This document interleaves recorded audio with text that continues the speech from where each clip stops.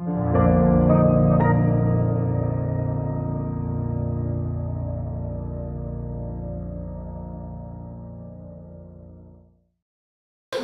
buenas tardes, bienvenidos un sábado más al Instituto Juan de Mariana. Tenemos hoy como invitado al doctor Luis Alfonso López, que nos va a presentar precisamente su trabajo de doctorado, su tesis, que va sobre la cuestión de la capitalización bancaria insuficiente. Luis Alfonso es inspector de entidades financieras y además es doctorado por la Universidad Rey Juan Carlos, justamente en el Departamento de Economía de Jesús Huerta de Soto. Y fue allí donde nos conocimos ya hace muchísimos años, a mediados de la década de los 90. Luis Alfonso, igual que yo, pues fuimos visitantes habituales de ese seminario, y recuerdo además que, si no fue el primero o el segundo año, discutimos allí capítulo a capítulo el libro de Jesús Huerta de Soto sobre dinero, crédito bancarios y ciclos económicos, y ya por entonces destacaba como uno de los intervinientes más agudos.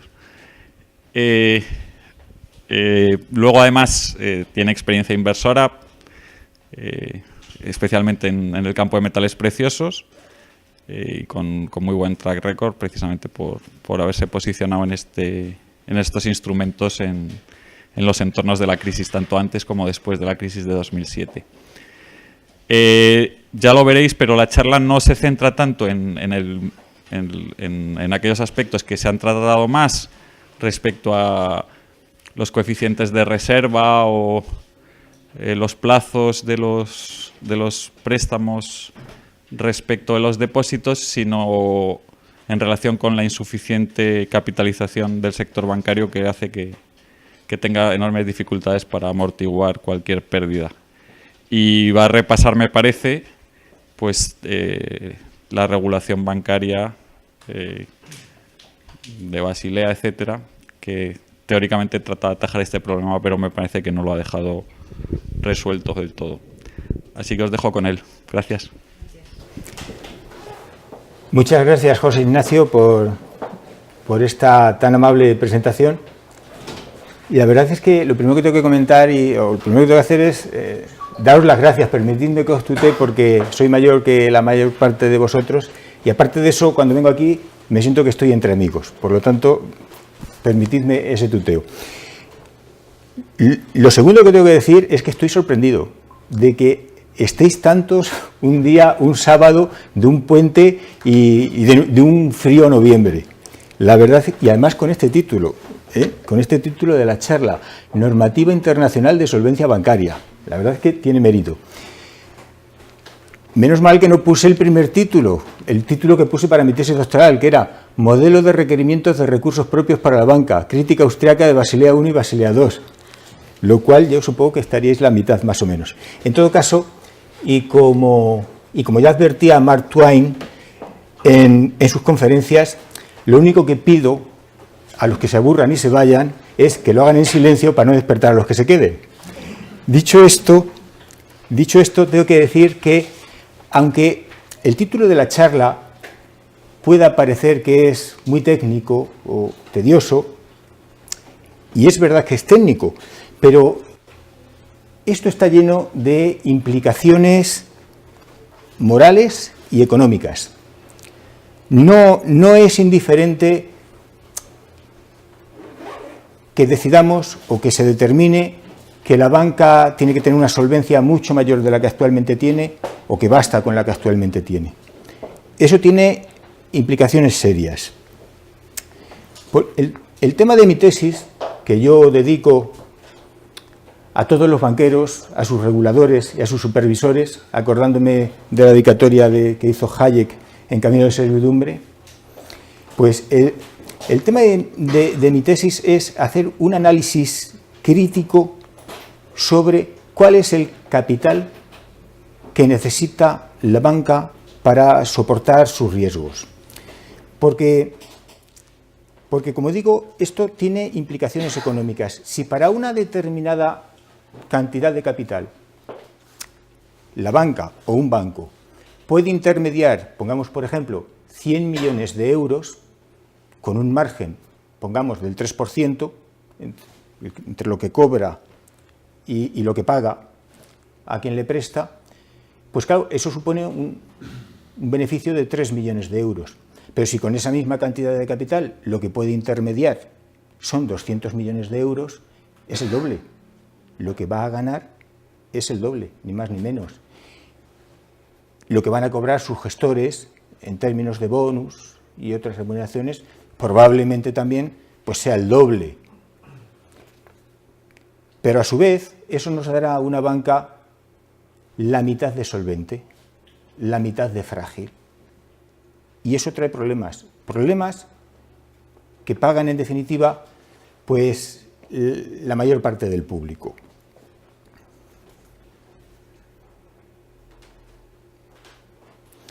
Por eso, en la gestión de riesgos,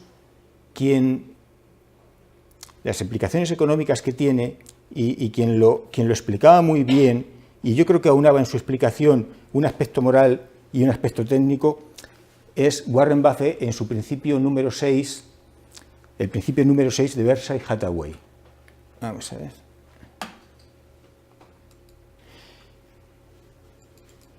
Buffett, en este principio número 6, dice: preferimos rechazar oportunidades interesantes que sobrecargar nuestro pasivo.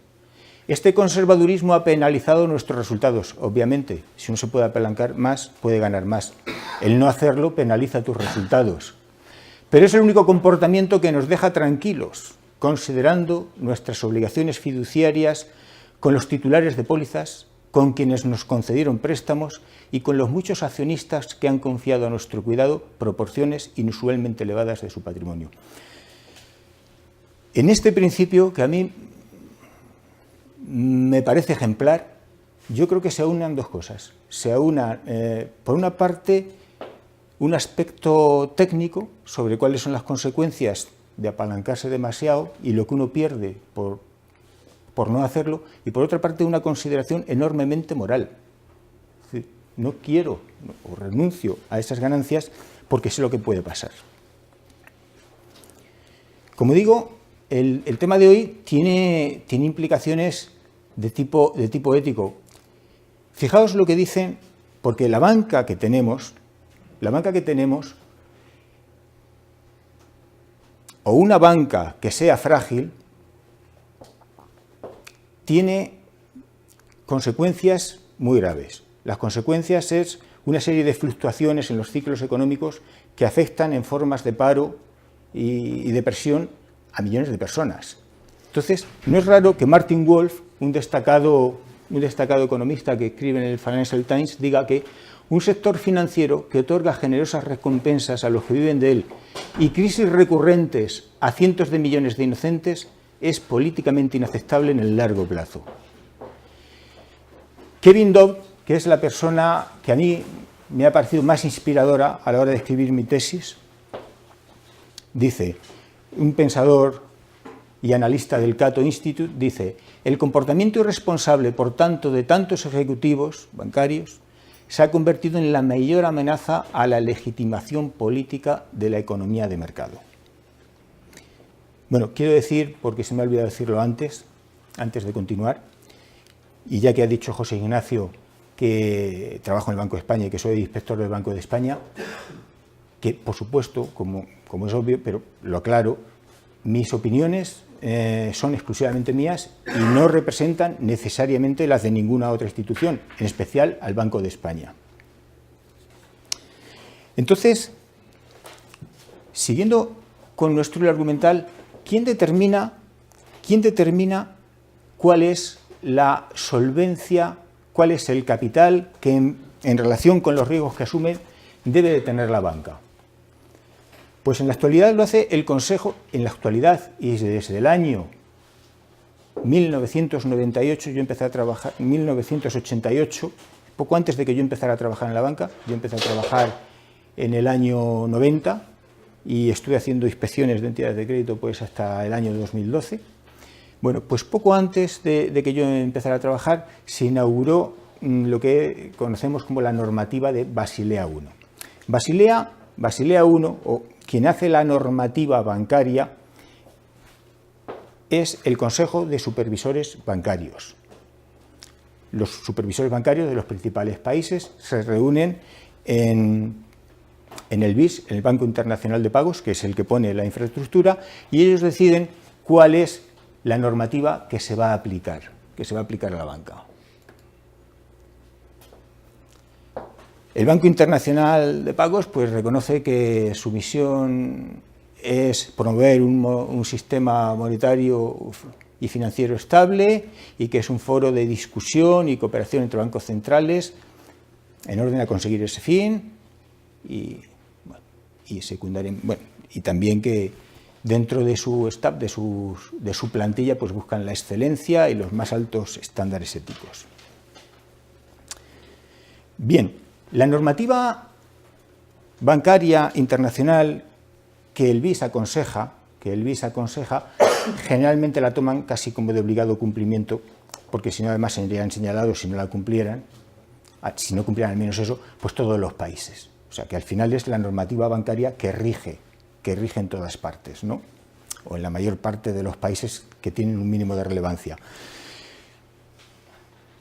Hubo un primer bloque de normativa de regulación bancaria que era relativamente simple y que fue el que se aprobó en 1988, que es lo que se conoce como Basilea I. Y básicamente lo que se decía en Basilea I era todos los riesgos bancarios, salvo alguna excepción, casi siempre a la baja, todos los riesgos bancarios tienen que estar respaldados por un 8% de capital. Si usted da, banco, un préstamo a una empresa, un préstamo de 100 millones de euros, tiene que hacerlo con 8 euros que sean suyos, como poco. Esto era lo que decía Basilea I. Decía más cosas, pero yo tengo que andar simplificando. Voy a intentar que mi charla sea rápida porque lo más interesante, dado que yo tengo que simplificar mucho, son las preguntas que me hagáis vosotros. Basilea II dice, bueno, pero esto tiene mucho de arbitrario. ¿Por qué un 8%? De hecho, el título que yo le voy a poner a mi tesis es el 8% mágico, porque claro, ese 8% ¿de dónde nace? No salía de ninguna parte. Había rumores de que, por lo visto, era lo que cumplían con cierta holgura los bancos americanos en aquel momento. Pero en realidad nunca se supo por qué era el 8%, por qué un 9%. ¿Por qué no un 9 o por qué no un 7? Bueno, Basilea II trata de esta lógica objeción que se le hace a Basilea I, intenta solventarla haciendo un cálculo de cuánto, y entonces entra pues a aplicar métodos muy complejos, anima a los bancos a que lo hagan. No sé si Basilea II anima a los bancos a que lo hagan o los bancos animaron al Consejo de Supervisores de Basilea a que iniciaran esta regulación, que a la postre, como voy a decir luego, pues ha supuesto descapitalizar más a la banca y que lo que pretende hacer, en principio, es ser sensible al riesgo, diferenciar. Todos los riesgos van a ser tratados igual y vamos a medir con criterios técnicos lo que cada uno de ellos merece a la hora de estar soportado por una determinada cantidad de capital. Vale. Bueno, mi tesis, como esto no es una novela policíaca, voy a empezar casi por el final. Mi tesis lo que dice es que lo que exige el capital bancario el capital que los bancos deberían de tener para soportar sus riesgos sería, en el caso de un caso hipotético que tuviera el 50% de sus préstamos se consideran empresas de calidad doble y el otro 50% a familias que compran viviendas, pues debería ser de alrededor de un 20%, y que eso es muy, muy superior a lo que mantendrían los bancos si aplicaran Basilea I, que sería un 6%, o lo que aproximadamente les corresponde mantener con Basilea II, que es alrededor de un 4%. Entonces la pregunta que surge es, ¿pero tú te atreves a llevar la contraria al BIS? el BIS, que es, como hemos visto, pues el Consejo de Supervisores Bancarios, aquí está, el Consejo de Supervisores, con un staff importante, no solamente un staff importante que busca los más altos estándares éticos, sino que tienen 610 empleados, en el Annual Report, en el informe anual de 2016-2017, tienen 610 empleados y con unos gastos de personal de 283 millones de francos suizos. Hombre, pues cada persona, el gasto per cápita por persona que tiene es de 464.000 francos suizos. No creo que haya ninguna empresa que pague tanto en promedio a sus empleados como el BIS. Dice, bueno, esto da para comprar mucha materia gris. ¿Y quién soy yo? ¿Y quién soy yo para llevar la contraria pues a estos señores? Bueno, en primer lugar, tengo que decir que yo, como admirador de la economía austríaca, no creo en el valor de coste de las cosas. Es decir, que algo sea muy caro no tiene por qué necesariamente dar un resultado muy satisfactorio. Eso en primer lugar. Y en segundo lugar, tengo que decir que lo que yo he dicho, lo ha dicho más gente. En el año 2010, una serie de economistas, entre los cuales había algún premio Nobel, más de un premio Nobel, escribió una carta al Financial Times diciendo que el capital que deberían de tener los bancos debería de ser de alrededor, como mínimo, de alrededor del 15%, del 15% del balance, lo cual se acerca mucho más a lo que yo digo que al capital que en la actualidad mantienen los bancos y lo que exige Basilea II. Cuando digo Basilea II me refiero a la segunda tanda de normativas que inició el Consejo de Reguladores Bancarios y que entró en vigor en el año 2008. No solamente eso, sino que una relevante economista en Estados Unidos, Anna Atmati, que es miembro del FEDIC, el FEDIC es un organismo supervisor americano, dice que, y también su libro está avalado por 2 o 3 premios Nobel, por el propio Paul Volcker y por un gobernador del Banco de Inglaterra, que es Mervyn King, es gobernador del Banco de Inglaterra, afirma que los bancos deberían de tener como recursos propios el 30% de su balance, lo cual no es poco, incluso es más de lo que yo estimo con carácter de mínimo. Bueno, yo creo que lo que aporta mi trabajo frente a los anteriores es que yo al menos doy algún tipo de explicación, porque la única explicación que da Anna Atmati de por qué deberían de tener un 30% es lo que tenían los bancos, y es cierto, en promedio alrededor del siglo XIX, cuando los banqueros respondían ilimitadamente del buen fin de las deudas del banco, y además parece ser que es lo que tienen algunos fondos de inversión inmobiliaria a los que se les permite el apalancamiento. Bueno, no digo que no sean unas razones fuertes, pero yo he dado algunas más, además. Con lo cual, como digo, no estoy solo. Aparte de eso, es lo único que me ampara a mí frente a estas personas que deben de tener mucha materia gris, a juzgar por lo que cobran, pues lo único que me ampara es la coherencia interna que tengan mis argumentos y que podrá valorar debidamente pues quien me escuche, si es que yo me sé explicar, o quien lea mi tesis doctoral. Bueno, como digo, hablar de solvencia, y ahora vamos a empezar, antes de empezar a explicar cuáles son mis argumentos, voy a empezar a rebajar cuáles son las expectativas que deberíamos de tener con respecto al Consejo de Reguladores Bancarios de Basilea. Voy a dar las razones, porque hablar de solvencia bancaria es hablar de riesgos bancarios. Es decir, solvencia bancaria es cuánto capital tengo que tener para soportar estos riesgos. Por lo tanto, si hablo de solvencia tengo que hablar de riesgos. Y si hablo de riesgos, es indudable que tengo que presidir toda mi argumentación de cuáles son, o tengo que, si hago una argumentación solvente, de cuáles son unos sanos principios del riesgo.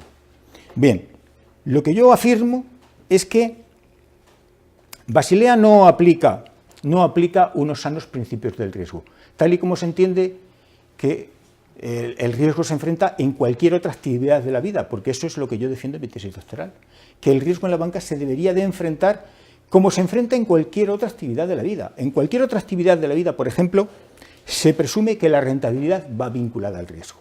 Es decir, las prohibiciones de exceso de velocidad, las prohibiciones o el establecimiento de límites de velocidad es porque se presume, aunque no sea cierto siempre, que cuando uno va a 160 km por hora tiene más posibilidades de matarse que cuando va a 120 o cuando va a 100. Eso no siempre es cierto. Ayrton Senna podría ir a 160 km por hora e ir más seguro que cuando yo voy conduciendo a 100. Pero en general no anda muy desacertado. ¿Vale? Pues esto no se aplica en Basilea. No se aplica nunca. Voy a poner unos ejemplos. Descubiertos en cuenta corriente. Excedidos en cuenta de crédito. Dispuestos en tarjeta. Todas estas son operaciones que muchas veces han llevado o llevan promesas de retorno del 20, del 25, del 30%. ¿Se aplica algún recargo especial de riesgos a este tipo de operaciones? Nunca, jamás. Nunca solamente por ese hecho. A lo mejor sí, por otros estudios, pero de falencia. Pero si ese estudio de falencia nos pilla un buen ciclo económico, pues a lo mejor resulta que no hay ninguna falencia y no hay nada que aplicar. Por lo tanto, el principio de que la rentabilidad está vinculada al riesgo es algo que no aplica Basilea, lo desconoce totalmente. Algo que aplica Basilea y que nadie aplica generalmente en otras áreas de la vida es que a un mismo riesgo se le trate de distintas maneras, según se le llame de una manera u otra, se le clasifique de una manera u otra. Por ejemplo, nadie concebiría que a una presa se le aplicaran distintas resistencias, se le exigiera distinto espesor en la capa de cemento de la presa, dependiendo de que a la presa se le clasifique de obra de ingeniería hidráulica o terrestre. Eso sería absurdo, todos lo veríamos como absurdo. O de que la prima de seguro que se cargue a una moto, al propietario de una moto, pues dependa de que la moto en el registro municipal figure como coche con 2 ruedas o bicicleta con motor. Por poner un ejemplo absurdo. Bueno, eso no ocurre con Basilea. Como ya veremos, en el caso de la renta variable, una misma realidad puede ser tratada, se le pueden exigir distintas exigencias de capital, por lo tanto, distintas exigencias a la hora de prevenirse contra el riesgo, de hasta 6 maneras distintas. Yo a este capítulo le llamé bilocación en los riesgos, y lo hice mal, porque bilocación es que se trata de 2 maneras distintas, pero es que llega a haber hasta 6. Otro principio que no aplica Basilea es el del margen de seguridad. Yo esta tarde he venido aquí, pero para venir aquí, antes de venir aquí, estuve de excursión en un sitio muy bonito. Es el Hayedo de la Pedrosa, por Riaza de Rifrío. Bien, yo hice hoy planifiqué una excursión deliberadamente corta, porque quería que cuando yo viniera aquí, no viniera con el tiempo justo de llegar a las 8. Quería llegar a las 7. ¿Por qué? Porque trabajo con margen de seguridad, como trabajamos todos. Bueno, eso no cuenta tampoco para Basilea. Os voy a poner un ejemplo que relata Raimundo Poveda en su libro Basilea II, y Raimundo Poveda lo ha sido todo en la regulación bancaria, en la española y también como representante de España en organismos internacionales en la regulación bancaria internacional. Raimundo Poveda nos relata cuando se estaban haciendo los estudios de impacto de lo que supondrían las nuevas cargas de Basilea II en el año 2005, parece ser que había algunos estudios de impacto que demandaban un aumento de capital. Y el comité de Basilea rechazó los resultados esos, dice, por la incertidumbre en los datos. Que es algo así, como si yo esta tarde me dicen, oye, quizá va a haber un atasco, Ojo, que aunque sea sábado y no sea domingo, pero parece ser que hay tal tipo de festividad, tal tipo de acontecimiento, quizá haya un atasco. Ah, bueno, sí, pero no estamos seguros, ¿no?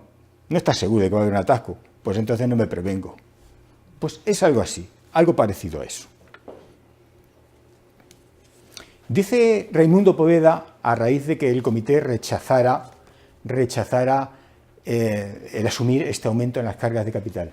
La renuncia a revisar el calibrado del método de 2004, dice, fue el último paso en esa cadena de cesiones. Eso lo dice alguien que estaba allí dentro y que lo conocía bien.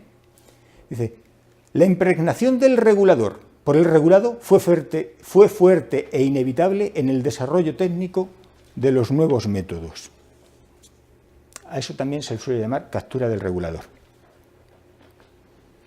Y dice también con cierta gracia Raimundo Poveda, las ecuaciones de los modelos, ahora ya se refiere a Basilea II. Basilea II quería ser una superación de Basilea I. Basilea I era la discrecionalidad, eso de poner un 8% así, porque sí. ¿Cómo se puede comer? Vamos a calcularlo. Vamos a calcularlo, de verdad, a ver cuánto merece. Y dice, respecto de ese nuevo cálculo, dice Raimundo Poveda, las ecuaciones de los modelos fueron convencionales. Convencionales quiere decir arbitrarias, como era convencional el 8%. Dice, las ecuaciones de los modelos fueron convencionales en un sentido. Procuraron que los resultados fueran sensatos. Lo dice entre comillas. Dice, esto es, que se ajustasen a los objetivos del comité. Dice, las modificaciones que se irán introduciendo en los parámetros para lograr unos resultados, y pone otra vez entre comillas, más sensatos, se denominaron calibrado del método. Bien. Voy a hablar ahora del VAR. El VAR, o Value at Risk, lo que hace es medir cuál es la resistencia, cuál es el capital, el equivalente a cuánto cemento tendría que tener una pared, cuánto cemento tendría que tener un embalse para soportar una determinada cantidad de pérdidas. Dice, el VAR, para una cartera de productos cotizados, pretende medir con un grado de confianza que puede ser del 95%, habitualmente del 99%, pretende medir cuánto capital necesito para aguantar, para no quedarme fuera de juego, para no perderlo todo, con un 99% de probabilidad para aguantar el 99% de las tormentas financieras que me puedan venir, ¿vale? Pero esto se mide para un periodo temporal, puede ser para un día, para una semana, para un mes o para un año. Y además se necesita una serie de datos. Cualquier cosa que nosotros calculemos siempre, aunque sea con una intención prospectiva, siempre se basa en datos que tenemos del pasado, si es que no tenemos otra cosa. Nuestra materia es la historia. Es decir, cuando hacemos, en el value investing, por ejemplo, intentamos ver cuál es la cuenta de resultados de una entidad, la cuenta futura, pues lo que hacemos es mirar las del pasado, depurar las de extraordinarios y pensar que el futuro no va a ser muy distinto. Bueno, pues igual, ¿no? Como digo, el VAR necesita de una serie de datos. ¿Y por qué? Ahora voy a decir cuál es el VAR regulatorio, pero ¿por qué he utilizado el VAR? Yo para medir, porque os digo, yo he utilizado el VAR para llegar a las conclusiones a las que he llegado. ¿Y por qué he utilizado yo el VAR? Pues lo he utilizado por una cosa muy sencilla.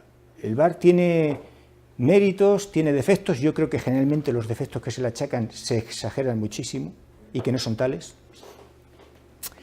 Y lo he utilizado porque le gusta a la banca. Como le gusta a la banca, y en 1996, en la enmienda de 1996, consiguió que los reguladores, el Consejo Superior de Basilea, también lo adoptara, pues me ha parecido que es muy conveniente, si voy a criticar a la banca, hacerlo con las armas que a la banca le gusta, es decir, con el uso del VAR. Es decir, utilizando su propio instrumento. El problema es que el VAR se calculó, el VAR regulatorio que estableció Basilea fue para un periodo temporal de 10 días. Es decir, tú calculas la resistencia que va a tener esta pared para que aguante 10 días. Será mayor que si solo la calculas para un día. Tente mientras cobro, ese es lo que se dice, el dicho castellano. Bueno, será mayor que si la calculo para un día, pero infinitamente menor, o mucho menor que si la calculo para un año o para toda la vida. Aspiramos a que una pared dure toda la vida, ¿no? pero no, que dure 10 días no. Entonces, el VAR regulatorio utiliza el grado de confianza, que está muy bien, un grado de confianza alto del 99%. Quiero estar prevenido contra el 99% de los eventos posibles. Eso está bien. Lo que pasa es que si dejo que haya un 1% de posibilidades de que me dé un infarto financiero en estos 10 días que vienen, en realidad lo que estoy admitiendo es que cada grupo de 10 días, por cada 100 grupos de 10 días, me dé con relativa normalidad un infarto financiero. Pero 100 grupos de 10 días son 1000 días, que son 2 años y 9 meses. Por lo tanto, en eso podemos resumir cuál es la vocación de solvencia de Basilea. 2 años y 9 meses, porque ese es el VAR regulatorio. Eso es lo que establece. Y además, el VAR regulatorio también establece la necesidad de incorporar datos con un historial de un año. Un historial de un año que significa ni más ni menos, o sería el equivalente a que yo me hubiera ido hoy al Alledo de la Pedrosa, o al de Riaza de Río Frío, con los datos, con el promedio de las temperaturas que hubo pues, el pasado verano, por ejemplo, que hace 6 meses del verano aquí, en vez de irme pues, con unos registros de temperatura mucho más dilatados. Claro, un año en una época de burbuja, en una época de un mercado alcista, los registros que yo tenga del último año no me van a decir nada negativo. Me dirán algo negativo, como yo he visto en mis trabajos, si cojo resultados de un siglo e incorporo, entre otras cosas, la crisis del 29, el pánico de 1907 y así.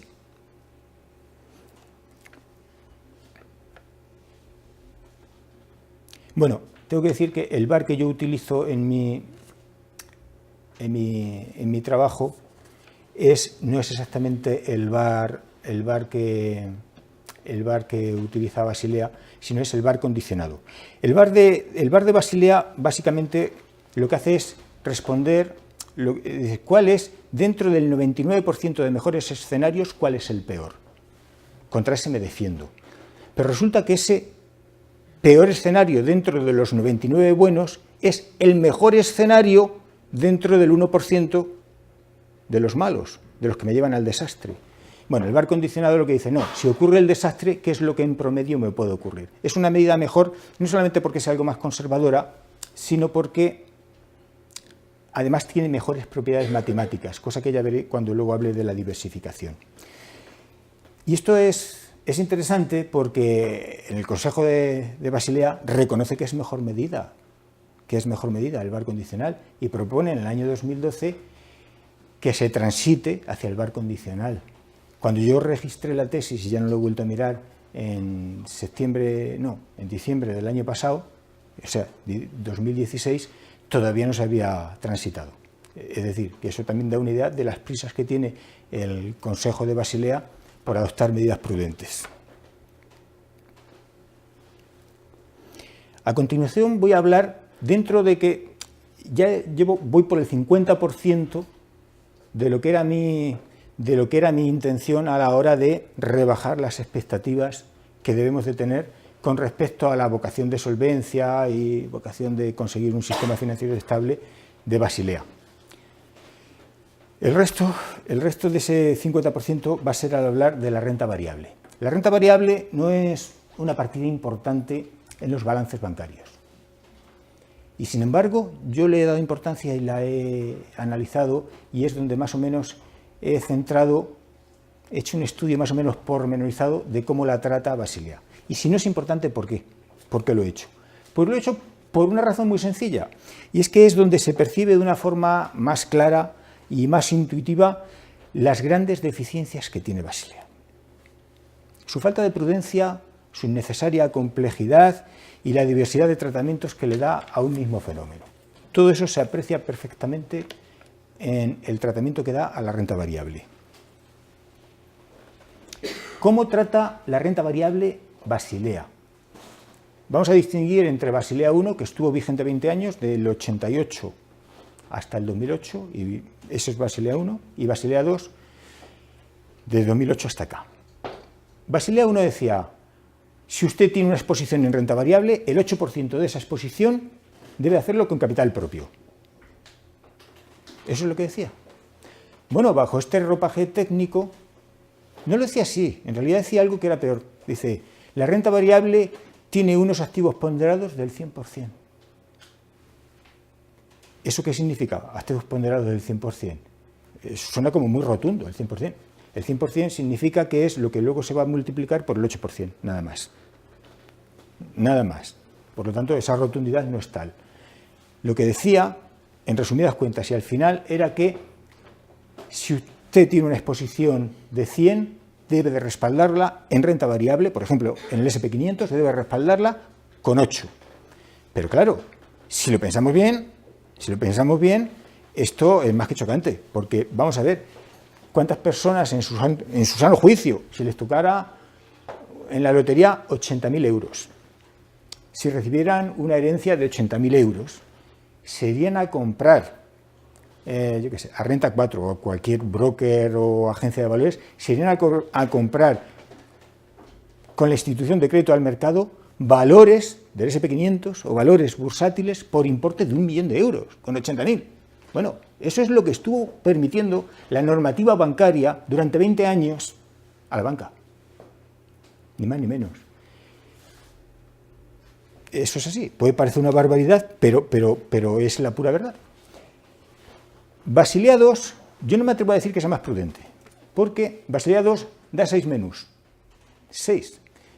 Dice, bueno, usted puede meter la renta variable en el cajón de riesgo de crédito, o la puede poner en el cajón de riesgo de mercado o de cartera de negociación. Dentro del cajón de, solo voy a enumerarlo, aunque se haga aburrido, pero voy a enumerar los métodos solamente porque ya simplemente el enumerarlo y el tedio que produce el decirlo y el oírlo ya da una idea de esa complejidad, además una complejidad desde mi punto de vista bastante poco eficaz a la hora de conseguir la solvencia.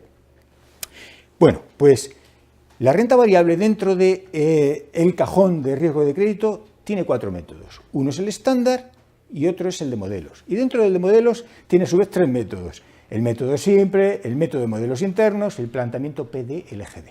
Bueno, si usted no está contento y le parecen pocos métodos, tiene otros 2. Métala en algo que puede hacer usted a discreción, métala en el cajón de cartera de negociación a la renta variable y entonces tiene otros 2 métodos, que es el método estándar y el método de modelos. Bueno, en total 6 métodos. El que menos le pide es un 8% de capital y el que más le pide es un 29%.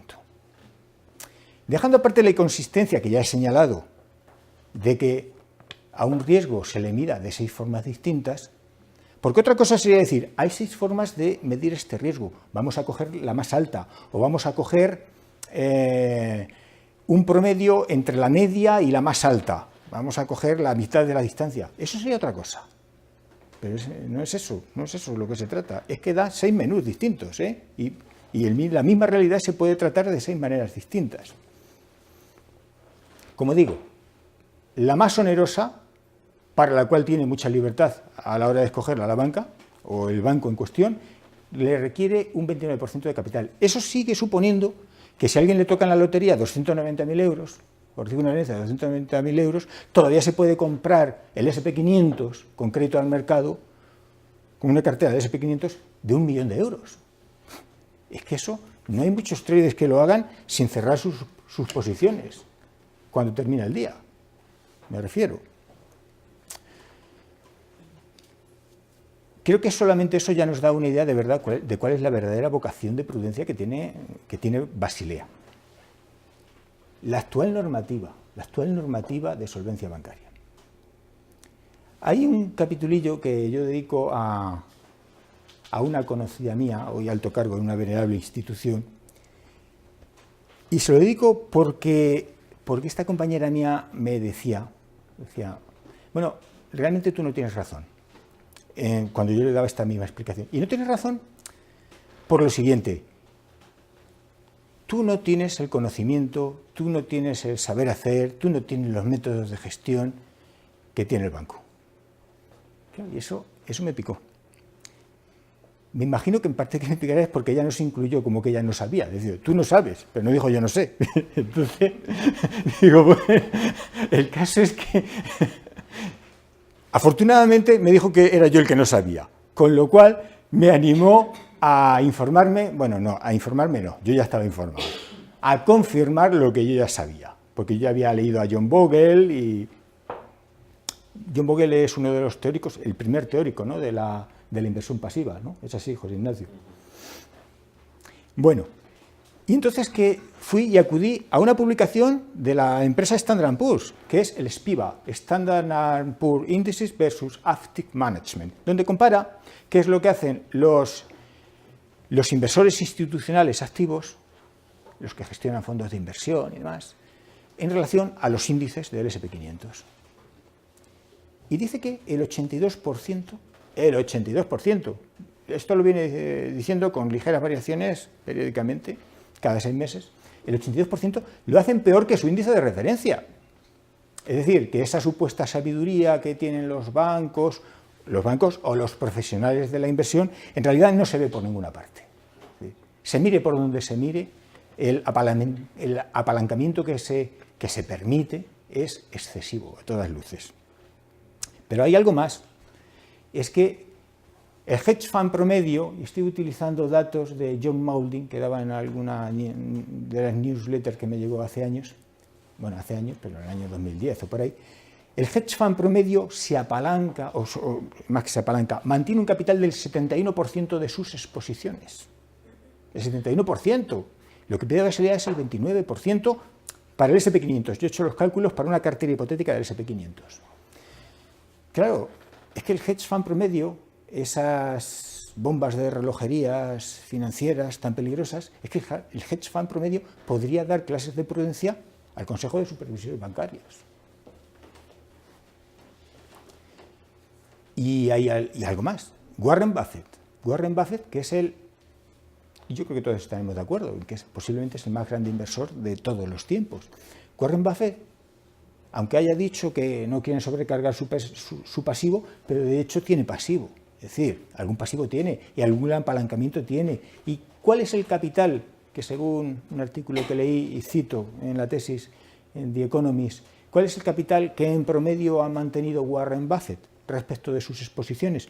El 66%, bastante más del doble de lo que permite en el método más oneroso, en términos de capital y en términos de exigencia, de lo que permite Basilea II a los bancos si invirtieran en el S&P 500. Con lo cual, yo creo que está dicho casi todo. Bueno, todo no. ¿Cuál es el cálculo al que yo he llegado aplicando el VaR condicionado con el historial de más de un siglo, desde 1900 hasta diciembre de 2014, para el S&P 500? El S&P 500 existe desde 1957. ¿Cómo puedo aplicar un siglo? Bueno, sí, porque he visto si hay correlación con el Dow, que la hay y mucha, y entonces he utilizado, vamos a decir, es como si hubiera suplido la falta de datos del S&P 500 con los datos del Dow. Entonces, lo que me ha salido, y con vocación, el VaR que yo he aplicado tenía vocación de mantener una estructura financiera que durara, con garantías de que dure al menos un año. Pues me ha salido que el capital que se debería de mantener es de un 59%, relativamente cercano al que ha mantenido Warren Buffett, algo menor, y también más del doble, o aproximadamente el doble, del que exige en el método más oneroso Basilea a la banca. Además hay algo curioso que también nos habla bastante sobre la forma de enfocar el riesgo que tiene Basilea, el Consejo de Supervisores Bancarios. Y es que en uno de los métodos del riesgo del crédito, el PDLGD, Basilea exige poco, exige un 8% a las exposiciones que mantenga la banca. Pero luego añade, y esto es lo llamativo, luego añade, ahora bien, si son exposiciones que se hacen con ánimo de mantenerlas en el corto plazo y de andar comprando y vendiendo, dice, entonces el capital que se exige ya no es del 8%, ya será del 16%. Lo cual es chusco y llama la atención, porque claro, el equivalente a esto es que la normativa sobre transporte de mercancías peligrosas exigiera que los camiones que van cargados de nitroglicerina desde Madrid a Vladivostok tuvieran 8 ruedas de repuesto y que además todas las ruedas tuvieran un material amortiguador de 8 centímetros de espesor como mínimo. Y sin embargo, que la misma normativa exigiera que los camiones que van de Madrid a Móstoles tuvieran 16 ruedas de repuesto y 16 centímetros de amortiguación. Hombre, se supone que uno se tiene que preparar más cuando va a Vladivostok, no cuando va a Móstoles, ¿no? Es decir, al señor que de forma despreocupada, que no empieza ni vender, ni mirar mucho la posición, ni nada, coge y mete con 8 euros, compra 100 del SP500, a ese, con ese no tienes nada. Ahora bien, si ese señor decide que va a comprar y vender con rapidez, que quizás se ponga stop losses que lo van a hacer salir de la posición, un 16%. Es absurdo, desde mi punto de vista. Bueno, pues eso es lo que hace Basilea. Voy a pasar ahora, y ahora ya he terminado ya de contar las virtudes prudenciales del Comité de Supervisores Bancarios de Basilea. Voy a pasar a hablar ahora de cómo yo he enfocado en mi tesis el riesgo de crédito, que es el principal riesgo de los bancos, cuando prestan. Aunque antes vamos a recapitular o voy a llamar la atención sobre algo de la renta variable. Todo lo que yo he dicho, el 59% de exigencia de capital que a mí me sale para la renta variable, considerando la renta variable como el índice SP500, es para renta variable cotizada. Pero ¿y si esta renta variable no fuera cotizada? ¿Qué capital deberíamos de ponerle? Es una pregunta retórica que me apresuro a contestaros. El capital debería ser no menos del 59%. Es decir, a la iliquidez, cuando nos apalancamos, no le vamos a dar premio. Pues no menos del 59%. Y esto tiene importancia. Esto tiene importancia porque este principio es el que yo he aplicado al enfoque que he hecho de la renta fija. ¿Por qué? Bueno, este es el principio que yo he aplicado y que en realidad era el que también servía de base al regulador sueco Ulrich Phelps, el jefe de la supervisión bancaria sueca, cuando en septiembre del 2015 dijo, ¿por qué? Porque otra de las virtudes de Basilea es que presume que los estados nunca quiebran, pero ni siquiera los estados que se endeudan en una moneda que no controlan, como puede ser el estado griego. Basilea presume que los estados nunca quiebran.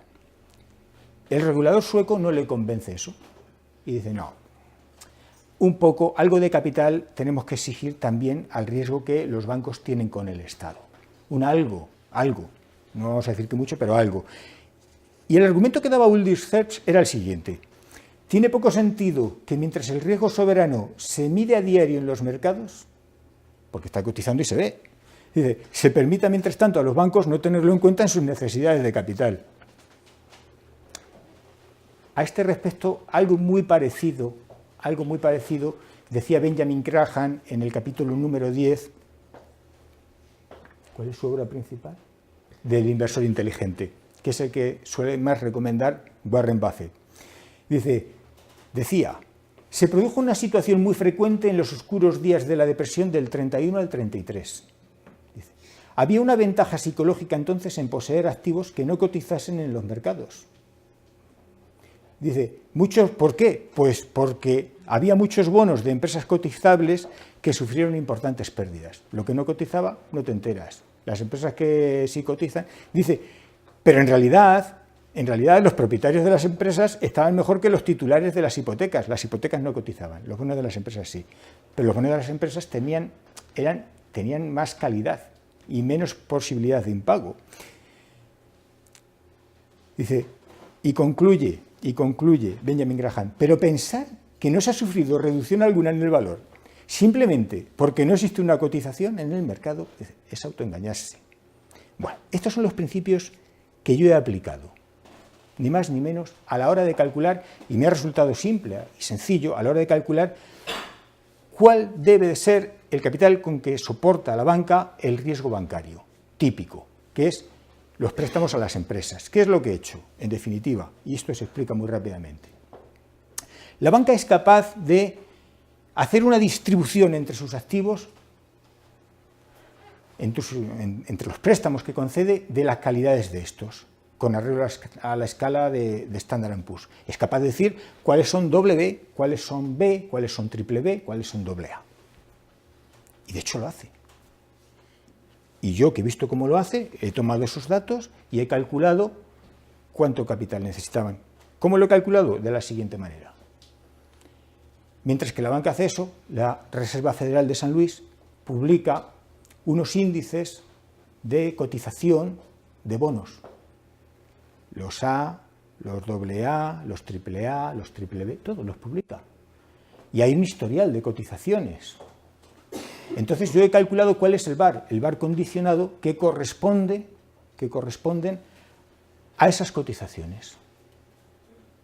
Y esas cotizaciones, ¿a dónde me han llevado? Pues el riesgo típico bancario, que nunca es de, o yo estimo, y puedo argumentar, pero no me voy a alargar al argumentarlo, que no es de calidad superior a B, el riesgo típico, yo he calculado que necesita ser soportado con un 30,7% de capital. ¿Por qué digo el 0,7? Para que no se vea que no he, o sea, para que se vea que he sido muy meticuloso y muy preciso. He dicho un 30,7. El riesgo típico lo he calculado para el triple B, tal, pero yo estimo que lo más que me podrían argumentar que el riesgo de en cuanto a calidad que puede tener el riesgo típico bancario, el préstamo a empresas, es doble B. Bueno, pues eso debería estar soportado con un 30,7 según mi método. ¿Y por cuánto está soportado?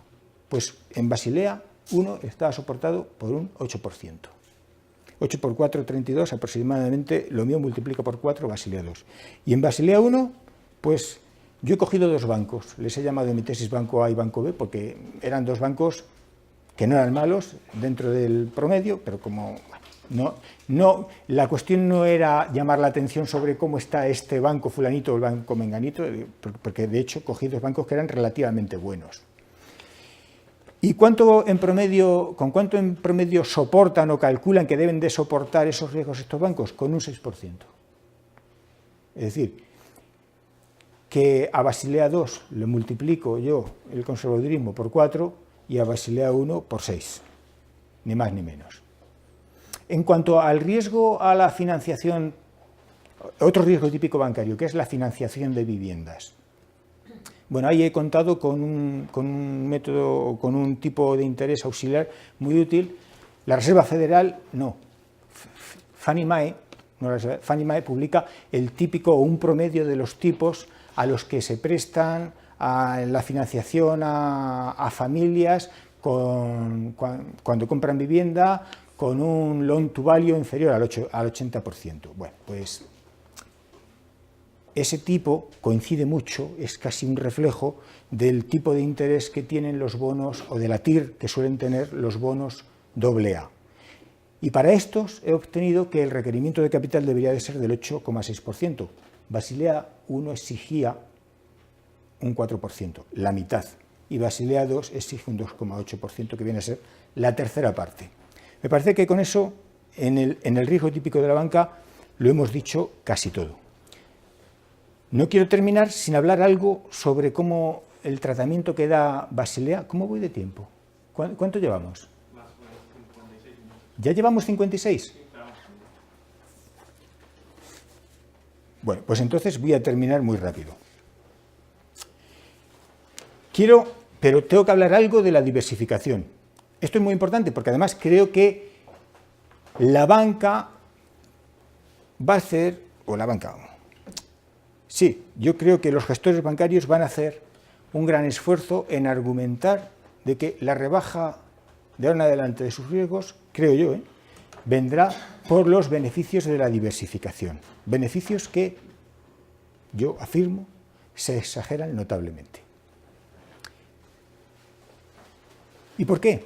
Porque siempre que se tengan en cuenta beneficios por diversificación, es obvio que la suma, lo que hacía Basilea I era lo siguiente: dentro de que era incorrecto, era conservador. Basilea I veía todos los riesgos uno por uno, todos los préstamos de un banco. Decía, a este el 8%, a este el 8%. Vale. Y luego los sumo todos. Punto. Eso es incorrecto por una cosa, porque en realidad todos no van a ir mal a la misma vez ni el mismo día, que es la suposición implícita que hay en eso. ¿Por qué? Porque la diversificación juega un papel. Todos no se comportan igual de mal el mismo día. Es decir, unos valores en bolsa van bien, cuando otros van mal y tal. Pero siempre que se calcule beneficios por diversificación, se tienen que partir de unas correlaciones, de conocer cuáles son las correlaciones, cómo varía un valor cuando varía el otro. En primer lugar, se exigen métodos muy complejos, que no están al alcance, desde luego, míos no, de la mayor parte de las personas, ni de los matemáticos ni de los estadísticos. Métodos muy complejos, ya empezamos a introducir complejidad. Pero aparte de eso, se introduce el supuesto, se hace la afirmación implícita de que hay unas correlaciones estables. Si no se hace la afirmación implícita de que hay unas correlaciones estables, y porque son estables y no cambian, se pueden estimar, no se cabe computar beneficios por diversificación. Pero claro, si alguien afirma que unas correlaciones son estables, tendrá que demostrarlo, porque es a quien afirma y no a quien niega, a quien incumbe la prueba, ¿no? Eso es lo que se llama la falacia ad ignorantiam, que se basa en la incapacidad del adversario para refutar mi argumento, para refutar mi afirmación. Los extraterrestres, por ejemplo, tú no puedes demostrar que los extraterrestres no existen. Luego existen. No. Yo tengo que demostrar que existen. No. Si yo afirmo y yo trabajo como si las correlaciones fueran estables, tengo que demostrarlas. No hay nadie enfrente que tenga que demostrar lo contrario. Y eso no lo han demostrado nunca. De hecho, lo que sí sabemos, y lo que demuestro en mi tesis, y esa es una parte que iba a explicar, pero que me la salto, lo que demuestro es, en primer lugar, que las correlaciones importan poco. Importan poco porque el beneficio por correlación importa poco, en instrumentos cotizados se ve muy claramente. Importan poco porque cuando llegan los malos tiempos, las correlaciones se van a 1. Así de claro. Entonces, cuando llegan las turbulencias financieras, la diversificación prácticamente no es salvaguarda de nada. Eso lo demuestro. Y demuestro también que además las correlaciones o la diversificación sí funciona en el escenario opuesto. Es decir, cuando estamos en mercados alcistas, cuando estamos en tiempos de bonanza financiera. Es decir, sí demuestro que las correlaciones no son estables. Y luego además pongo tres índices, el Value Arithmetic Line y el SP500, uno como extremo de la concentración, que sería el SP500, y otro como extremo de la diversificación, que con 1.700 valores es el Value Arithmetic Line y que además están equiponderados, y sin embargo el VAR del Value Arithmetic Line es mucho mayor, o es notablemente mayor, un 48%, es mayor que el del SP500, que es un 43%, en el mismo espacio temporal.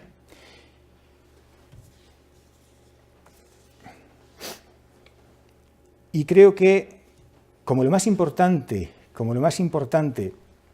es lo que vosotros me queréis preguntar, porque yo en una hora poco puedo hablar de mi tesis doctoral, pues creo que vamos a terminar aquí. Muchas gracias por vuestra atención.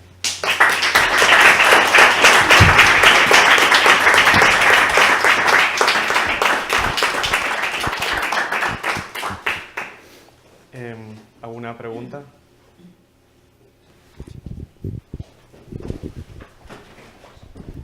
Hola, ¿qué tal? Muchas gracias por la conferencia. No sé si se oye bien. Sí. ¿Se me oye? ¿Oís bien? Es para grabar. Vale. Bueno, quería preguntar qué consecuencias tendría que ese porcentaje subiese al 30%, qué se perdería con ello, qué se ganaría, y en el caso de que no se perdiera nada, ¿por qué no subir a un 100% y tener un una cobertura total, ¿no? No sé si me explico lo que quiero preguntar. Sí, es una buena pregunta.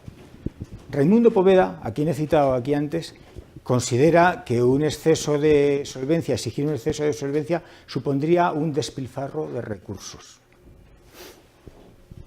Eso no es, mi trabajo no iba sobre lo que se gana o sobre lo que se pierde, sobre el hecho de que hay que pedir algo que sea razonable en relación a los riesgos que se asumen.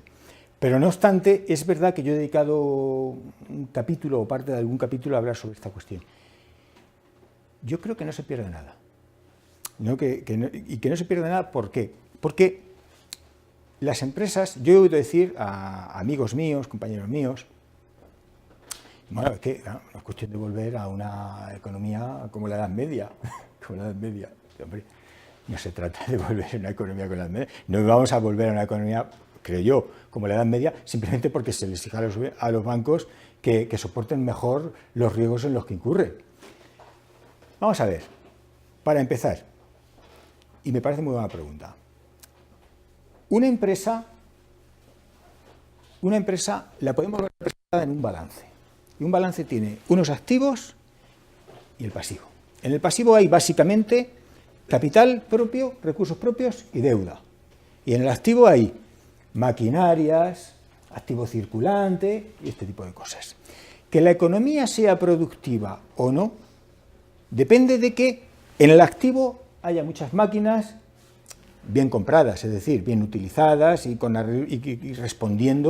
respondiendo a las necesidades de los consumidores, de que haya mucho capital, de que no de cómo esté financiado, no de si la proporción entre lo que hay de deuda que me concede el banco y lo que hay de recursos propios que tiene la empresa es una u otra.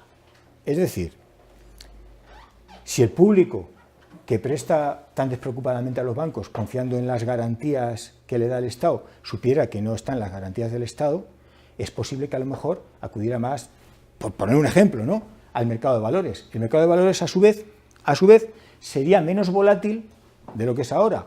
Porque, claro, cuando los recursos propios, si todo el respaldo que tienen los activos de un banco en su pasivo fueran recursos propios, que no digo que tenga que ser así, ni pienso que tenga que ser así, pero si todo es su respaldo, una variación de los activos del banco del 4% se traduciría en una variación de los recursos propios del banco del 4%.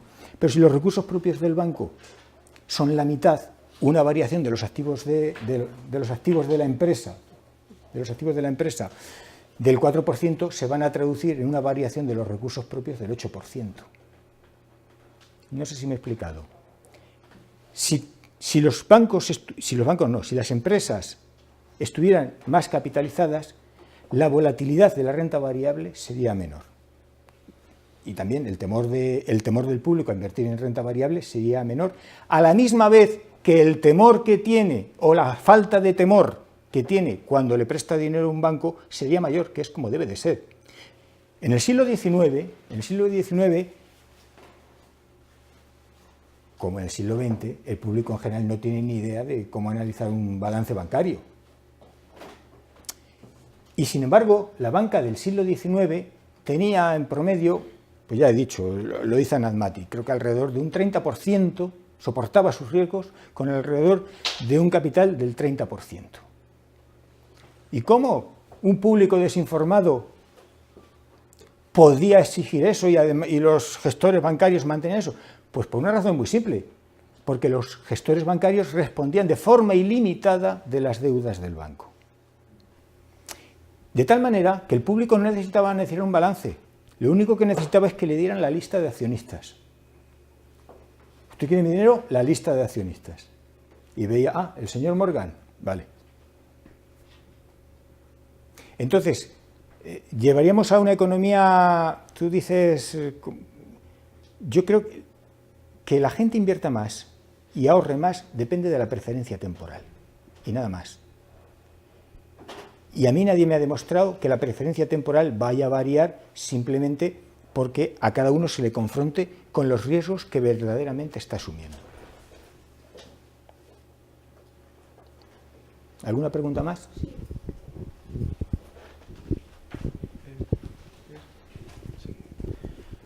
No, bueno, gracias por la charla. Y, o sea, coincidiendo con lo que has dicho, que la crisis de 2008, obviamente la teoría moderna de portfolio se fue al garete por el hecho de que las correlaciones, se demostraron que correlaciones que generalmente eran negativas, al final no lo eran, con el tema de bonos, stocks, etcétera. Y entonces, como has dicho que para el VAR no se utilizan métricas como las correlaciones en cuanto a la diversificación, ¿qué métricas? Que no se utilizan métricas. No se utiliza, por ejemplo, para medir la diversificación, correlaciones, porque estas pueden ser mentira en tiempos bajistas. Bueno, que... A ver si me entienden, si lo explico bien. No, lo que he dicho... No, es que no he dicho eso. No he dicho eso. Lo que he entendido menos A es ver, que ¿qué has entendido? en tiempos bajistas las correlaciones ya no importan entre activos. No, O ya no son tan he efectivas. dicho que lo que se muestra... Vamos a ver. Eso lo vamos a ver. Porque además no es un... Está bien. A ver. Vamos a ver. Yo, por ejemplo, he tomado 4 índices lo más correlacionados que se me han ocurrido, lo menos correlacionados posibles. He tomado, por ejemplo, un índice de inmuebles, el de un premio Nobel, Schiller, que ideó un índice sobre inmuebles.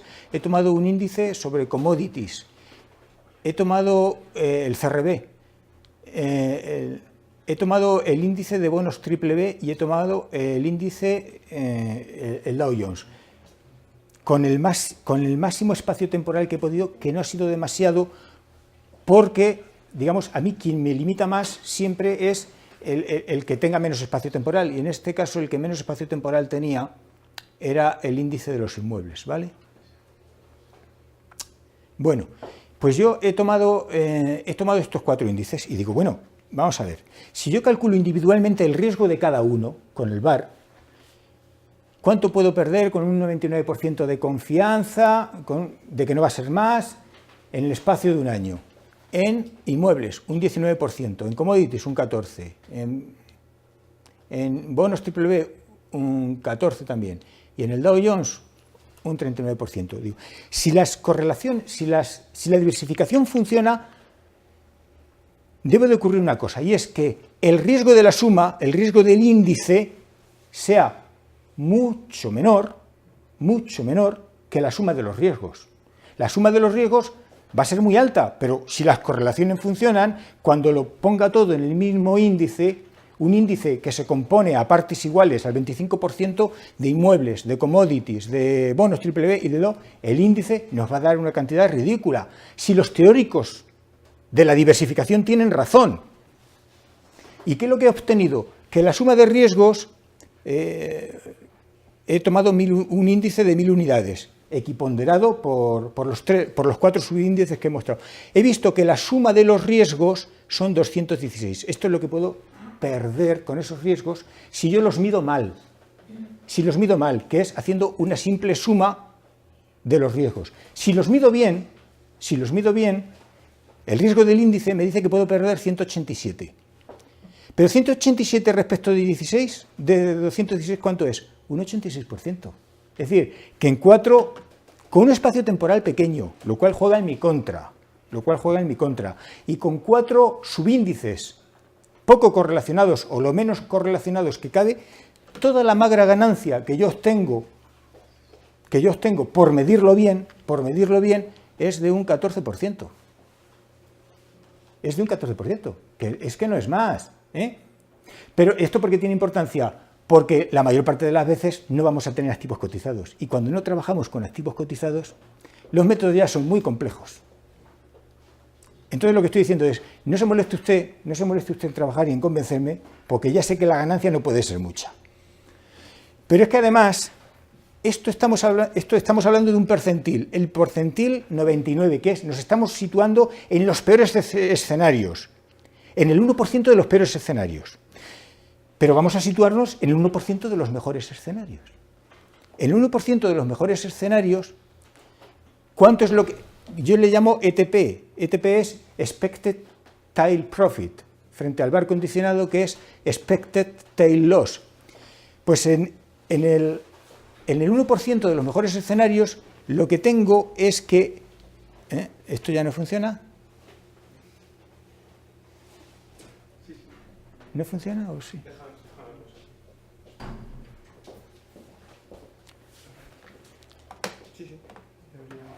Lo que tengo es que la suma...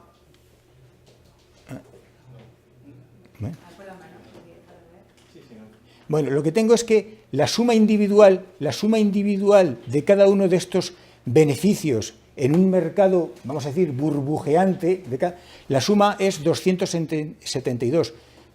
Mientras que el índice, la suma individualizada, mientras que el índice nos da 162.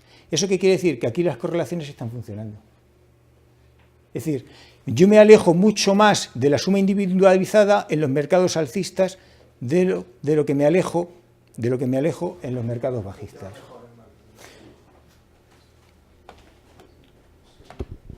Y aquí está lo otro que os decía. Yo comparo de menor diversificación a mayor diversificación. El SP500 es el menos diversificado de los 3 índices que he utilizado. El EWI es el SP500 equiponderado, es decir, todos los valores tienen la misma ponderación. Mientras que en el SP500 los 10 principales valores ocupan, creo que el 20% del índice, aquí los 10 principales valores, pues cada uno es lo que le toca. El 0,2%, pues no sé si será los 10 principales valores, pues serán el 1%. Con lo cual, aunque tenga el mismo número de valores, está mucho más diversificado el IWI. Y el Value Arithmetic Lines también tiene equiponderados 1.700 valores. Pues fijaos, el SP500, el menos diversificado, en el mismo espacio temporal nos da un riesgo del 43%.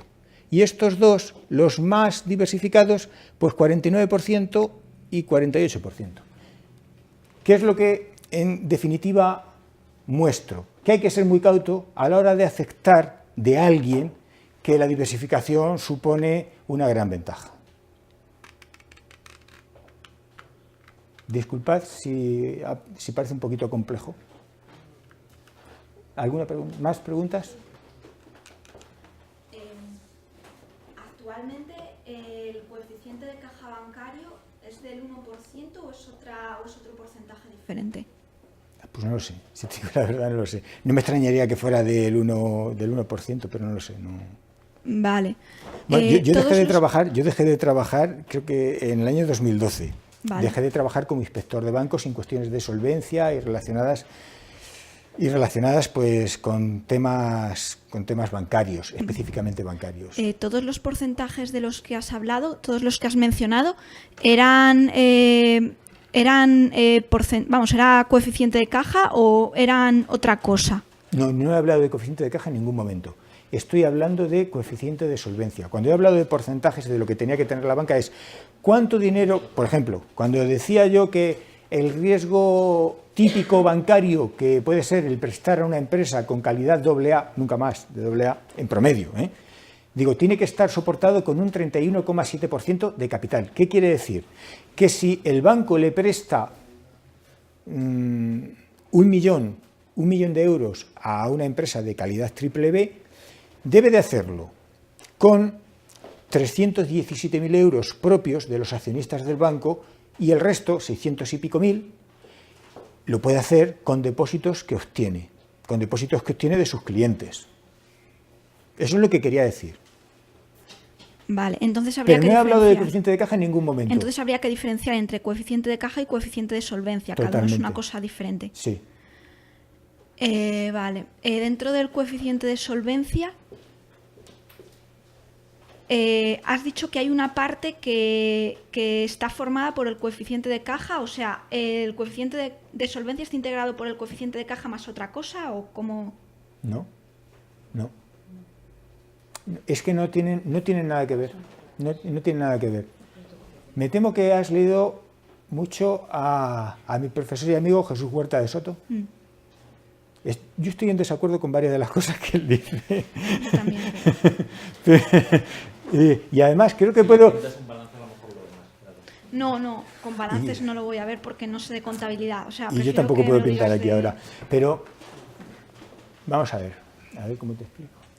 Sí, a ver, el coeficiente de solvencia sería el porcentaje que es necesario para que la operación sea solvente, digamos, para que no haya riesgos, y el coeficiente de caja pues sería lo que los bancos mantienen en caja respecto de lo que deben. Más o menos esa es la... Efectivamente, Vale. efectivamente, Por eso te muy digo, bien. vale, dentro del coeficiente de caja, o sea, ¿hay algo que integre ambos? Que una parte de... A ver, Vamos a ver, vuelvo sí, decir bueno, lo que te has dicho entiendo, antes, vamos a ver. El coeficiente de caja es un valladar a la hora de que el banco expanda su actividad. Es un valladar, el coeficiente de caja. Y el coeficiente de capital, que es de lo que yo estoy hablando, también es un valladar. Ambos son valladares. Es decir, puede trabajar uno y no trabajar otro. O sea, ambos son valladares. Ambos impiden la excesiva expansión del crédito bancario. Eso sí, eso es así. De hecho, y para ser honrados intelectualmente, cuando yo he dicho que durante el siglo XIX el coeficiente de capital o el capital que tenían los bancos en relación a sus balances era del 30%, no sé yo si era porque pensaban en términos, los banqueros, en términos de vamos a tener tal cantidad de capital, o porque realmente lo que estaban pensando era vamos a tener una determinada cantidad de liquidez respecto de los depósitos que nosotros, respecto de los depósitos que nosotros aceptamos. Tengo mis dudas. Pero vamos, no son cosas distintas, aunque en algunos casos puede haber ahí algún punto de intersección. No sé si tú añadirías algo a eso, José Ignacio. No, también el coeficiente de caja es para atender, aparte de valladar, para frenar el exceso, para atender los reembolsos inmediatos mientras se trata de convertir a liquidez el resto. Mientras que el coeficiente de solvencia lo que te está diciendo es las primeras pérdidas las asumen los accionistas y los depositantes todavía pueden obtener sus reembolsos, pero una vez se excede ese coeficiente de solvencia ya no puedes atender en ningún caso a los depositantes, incluso aunque consigas realizar al valor de mercado los activos que no son líquidos. Y entonces eso ya pues es lo que te pone en una situación de quiebra y un pánico absoluto. Efectivamente. Bueno, ya que he mencionado antes el siglo XIX, este es un gráfico que pone en un libro suyo a alguien que también lo ha sido todo en el tema de la regulación bancaria en Estados Unidos, de la regulación bancaria y de la supervisión bancaria. Se llama Daniel K. Tarullo. Y en su libro Basilea II, él mismo pone este gráfico. Él reconoce y sabe que los bancos han tenido otra historia en el pasado, y que en el pasado fueron mucho más solventes. Este gráfico muestra cuál es el porcentaje de recursos propios que tenían los bancos desde 1840 hasta 1989, el porcentaje que tenían de recursos propios respecto de sus activos. Y ahí se ve claramente cuál ha sido la tendencia descendente. Y él señala, luego con literatura, lo explica, dice claramente la instauración de los fondos de garantía de depósito fue un punto clarísimo a partir del cual también se terminaron de descapitalizar ya los bancos. El que fue hasta hace poco era miembro de la Reserva Federal y una de la máxima autoridad en el mundo supervisor o regulador americano, ¿eh? ¿Más preguntas? Sí, quería pedirte que especuláramos un poco en el sentido de plantearnos, porque lo que has estado desarrollando en tu charla y en tu tesis han venido siendo pues críticas a las formas en las que actualmente el Banco Central Europeo, el Banco Internacional de Pagos, pues no sé si seguir o esperar. Sí, vale. Pues la forma en la que actualmente se supervisa la solvencia de los bancos.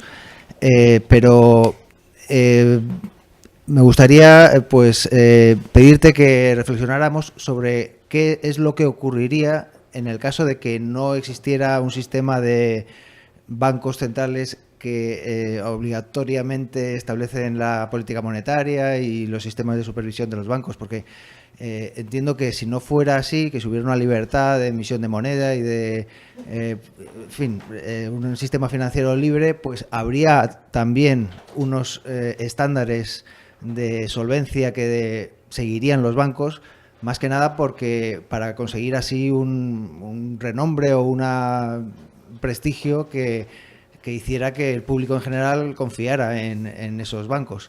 Entonces, mi pregunta es, ¿hacia dónde crees que iría el sistema financiero, el sistema de control de la solvencia de las entidades de crédito en caso de que no existiera un sistema impuesto y obligatorio? ¿Volveríamos a esa situación que había en el siglo XIX? Yo pienso, sí. Yo creo que sí. Yo creo que volveríamos a una situación parecida. Porque efectivamente, porque cuando el depositante se despreocupa de a quién le deja su dinero, y eso se une también con una situación en la que por defecto ya lo que predomina es el sistema de responsabilidad limitada de un banco o de una empresa, o de lo que sea, todo eso es letal. Todo eso es letal. Es letal y lo que produce efectivamente es un sistema financiero endeble, con tendencia a la sobreexpansión. Si por defecto, aunque siguieran existiendo los fondos de garantías de depósito, es decir, sí, a los ahorradores se les garantiza que no van a perder, bueno, no sé, 100.000 euros me parece mucho, pero bueno, 100.000 euros. Pero bueno, pero por lo menos cuando un banco se vaya a la quiebra, con el banco que se va a la quiebra se van todos sus accionistas relevantes y todos sus directivos.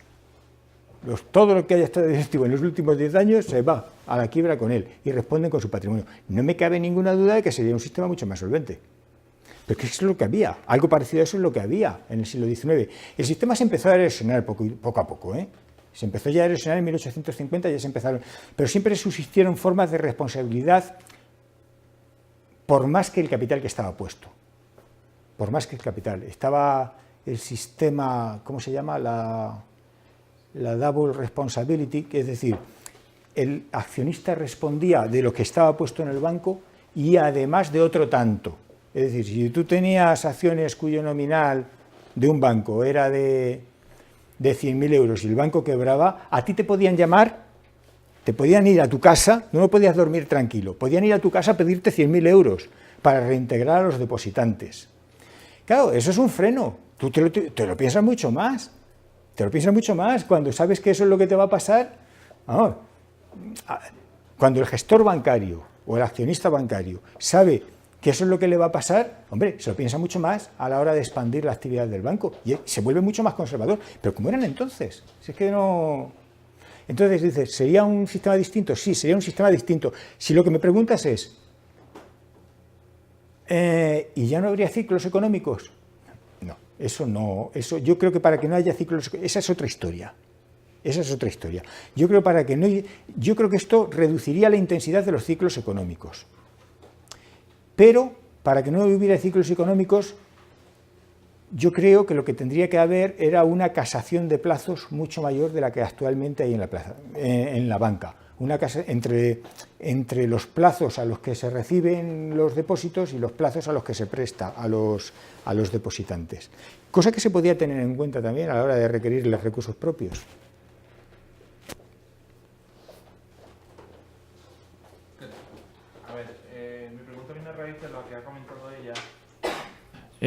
Sobre el coeficiente de solvencia, me parece que dijo.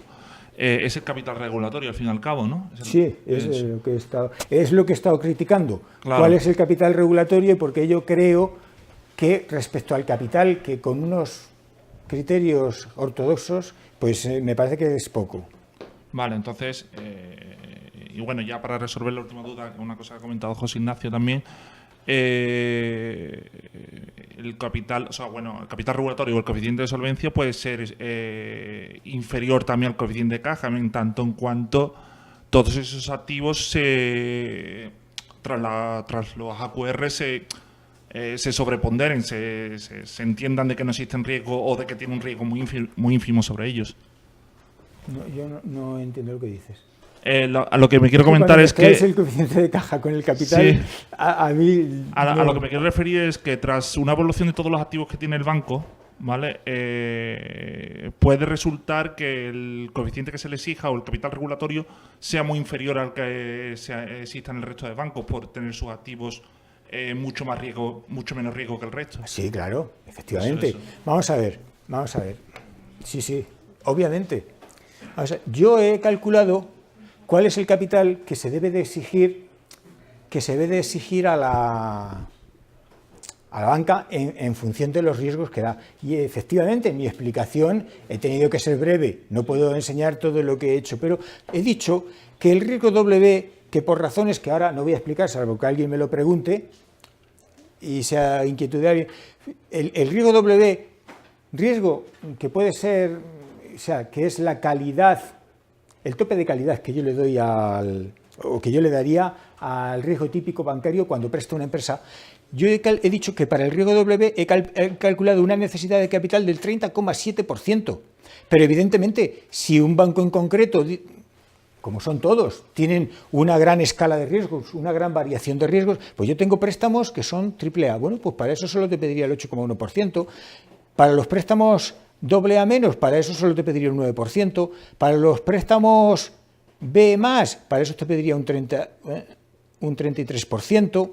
¿Me explico? Evidentemente, el capital que yo pediría tiene que ir, o sea, que es algo que, por ejemplo, Anat Mati, una persona a la que he citado aquí, y que dice, y por eso me parece un poco, en ese sentido, vamos a decir, dicho con todo el respeto, porque es una de las personas que yo admiro, pero es un poco mamporrera, en el sentido de que, oye, es que no hace, ¿cómo diría yo?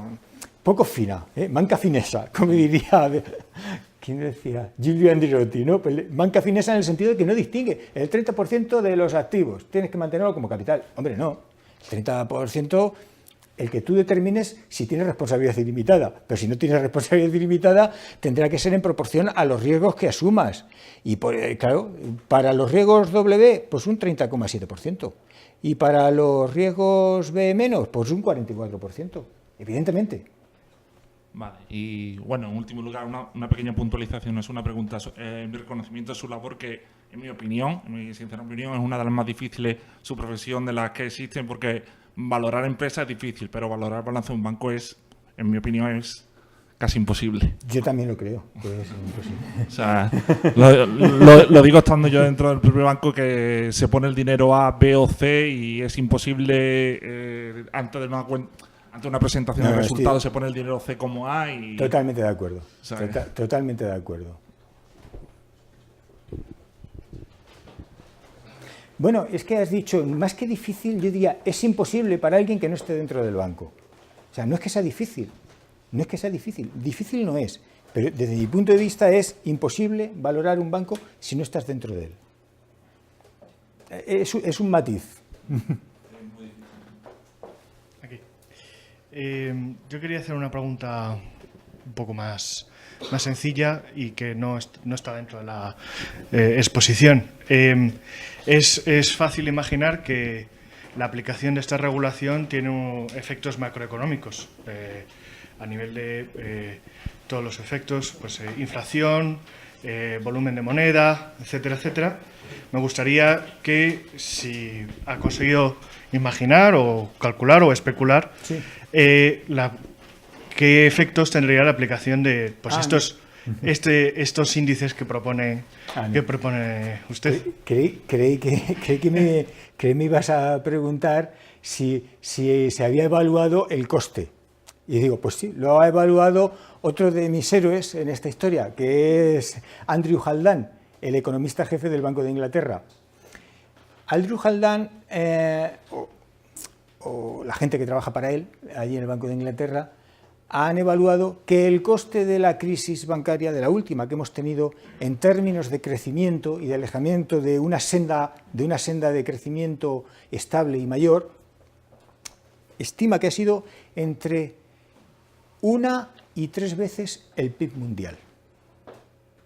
ese es el coste que estima él de la crisis bancaria del 2008, en términos de alejamiento de una senda de crecimiento.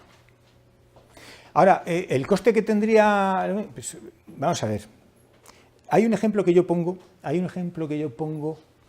cuando se habla del coste, y es Coase, Ronald Coase, un economista, otro de mis héroes, al que, por cierto, en la escuela austríaca no se le tiene mucha afición ni mucha admiración, pero Ronald Coase, cuando criticaba a Pigou, tiene un libro sobre economía de bienestar en el que criticaba a Pigou, Pigou decía que, bueno, que realmente no funcionaba el mercado. No funcionaba el mercado y la prueba de que no funcionaba el mercado es que las locomotoras que pasaban por los campos adyacentes por los que pasaban y las chispas de las locomotoras le provocaban incendios, decía que no tenían que responder, los dueños de las locomotoras, los dueños del ferrocarril. Y decía Coase, hombre, eso demuestra que no sabe muy bien cuál era la legislación vigente, porque en realidad la legislación vigente, o la legislación, digamos, consuetudinaria, decía que sí tenían que responder.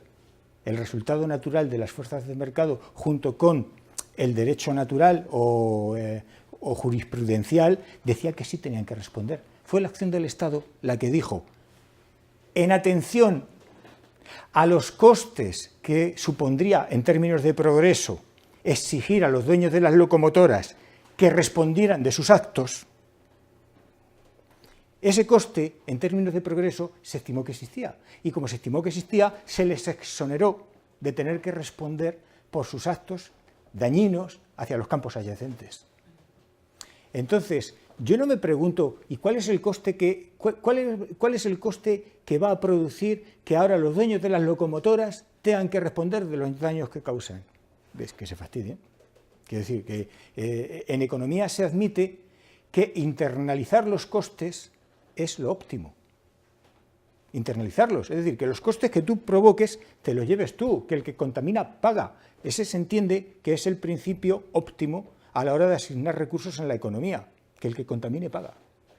Es obvio que eso, teniendo en cuenta el mercado en el que estamos, que es más inflexible de lo que podríamos desear, por lo menos gran parte de esta sala, podríamos decir que eso provocaría que habría menos dinero en circulación, menos préstamos, por lo tanto habría más dificultad a la hora de, y quizás menos apalancamiento para el crecimiento económico. ¿Sí o no? Posiblemente los balances de... ¿Salía en el banco? Sí, lo que tú dices, pero al final sufrimos todos las consecuencias. Otro de los datos que doy, no estoy de acuerdo.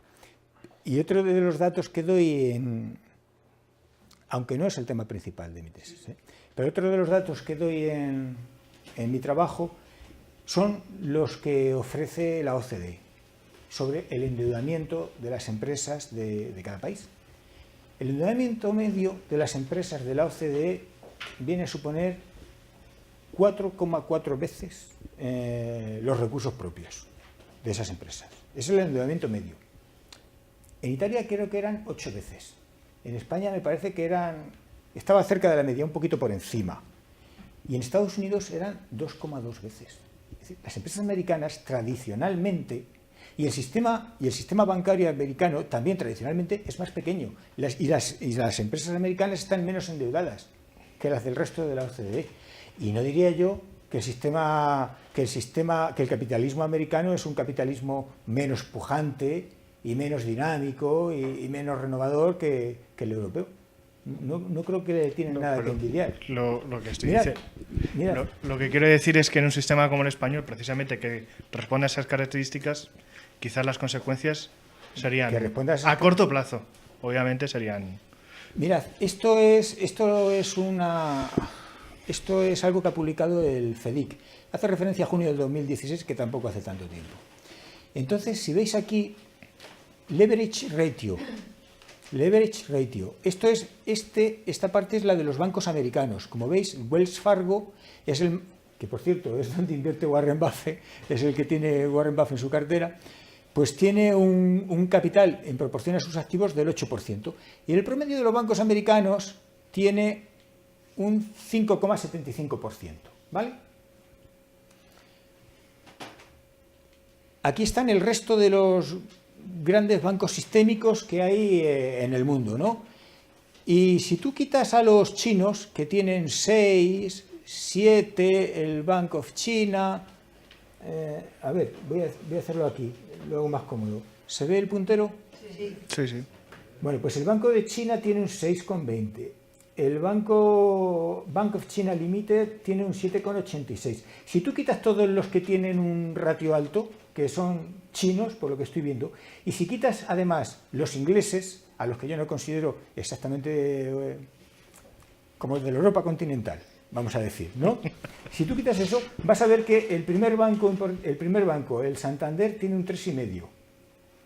El siguiente, un francés, Paribas, el 3,75. Y si sigues así, vas a ver que el promedio de los europeos, de los que están en la zona euro, lo cual tiene narices encima, porque no pueden contar con que haya ni un prestamista de última instancia, ni las mismas ayudas que puede contar un banco americano. Vas a ver que en general no va a pasar esto de 4, no va a pasar de 4. Es decir, que están menos capitalizados que los americanos. Y yo no veo que las economías europeas sean ni más pujantes, ni más sanas, ni el capitalismo europeo sea un capitalismo que tenga que dar lecciones al capitalismo americano, en cuanto a innovación, en cuanto a nada. Estamos hablando de hechos empíricos. Pero es que la teoría me dice lo mismo. Es que la teoría, digo, pero bueno, vamos a ver, ¿qué es lo que he dicho antes? Lo productivo que sea un sistema es lo productivo que sean todas sus empresas. Y lo productivo que sean sus empresas es lo que tengan en la parte izquierda del balance. Los equipos, la maquinaria, en fin, ese tipo de cosas. Es lo que tengan en la parte izquierda del balance. ¿Y cómo se financia esa parte izquierda del balance? Es indiferente, que me lo hagas con más capital o con más deuda bancaria. Lo que importa es que esa parte izquierda, donde están los activos reales, eso sea grande. En una economía de mercado.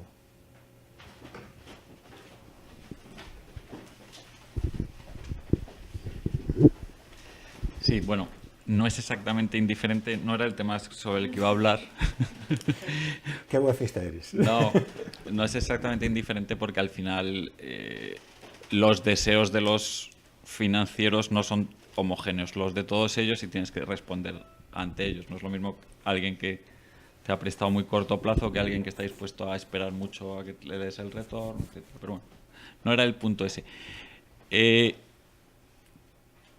Se me ocurre el siguiente ejercicio, a ver si tú me puedes ayudar. Estamos hablando básicamente que lo que tienes que hacer es multiplicar por entre 3 y 4 la cantidad de dinero que tiene que comprarse en acciones de bancos para hacer el sistema más solvente. Sí. Y eso básicamente es, si tenemos en cuenta que los depósitos bancarios representan un porcentaje del PIB, pues sería que probablemente un porcentaje de ellos se tendrían que convertir en acciones del banco. Sí. De alguna forma, bueno, no va a ser exactamente así, probablemente será una parte de depósitos que se convierta en fondos de activos monetarios a bonos, bonos a acciones, pero básicamente es lo que queremos hacer. Sí, pero date cuenta que, por ejemplo, en Europa, si la capitalización Es todavía más. es un 4% de los activos, Es por 5. y vamos a decir, o vamos a admitir que a lo mejor la capitalización ideal esté entre el 20 y el 25%, quiere decirse que tienes que convertir en depósito, tienes que convencer Exacto. a más de un 20, un 25% de los depositantes de que no, tú vas a tener acciones del banco. ¿Ibas por ahí? Vamos a ver, es lo que se intentó hacer con las preferentes, tal. Pero vamos a ponerlo de otra forma. Lo que capitalizan los bancos en bolsa, probablemente lo tienes que triplicar o cuadruplicar, ¿no? Si están a una vez book value o algo así. Bueno, aquí hablamos en términos contables. Pero ¿no? sería ¿Cómo? hacer ampliaciones de capital. Básicamente tú haces ampliaciones de capital sucesivas de para triplicar el capital del banco. ¿O no lo ves tú así? No, no lo veo así. Porque el problema es que los créditos actuales... No, te decía luego de dónde podría venir ese ahorro, pero esa es la segunda parte. Bro. ¿de dónde podría venir? No, para mí podría venir de fondos de pensiones en un sistema de capitalización. Sin ningún problema. Sin ningún problema. Sin ningún problema, vamos. Es que no estamos hablando de una gran cantidad del PIB y le dabas más equilibrio al sistema, pero era por cuantificar un poco de qué cantidades estamos hablando. Bueno, aquí el mayor efecto, o sea, aquí la cuestión no es ¿y cómo salvamos la actual situación? En realidad no necesita salvarse, porque simplemente una vez que se tomara conciencia de esto, con limitar el crecimiento, dejarlo a cero de los bancos, pues la capitalización de sus beneficios pues iría resolviendo el problema con tiempo. Y tiempo tenemos, pero bueno, que si quieres pero mantener un incremento de los depósitos de alrededor del 5% para que la economía, digamos, siga teniendo su financiación. Lo más letal, lo peor de todo, es que cuando se dan estos préstamos, los préstamos que dan los bancos, es digamos, la soltura, la despreocupación con la que lo hacen. Es decir, si lo más letal de todo esto es, en realidad, los receptores últimos de esos préstamos que no se deberían de haber dado,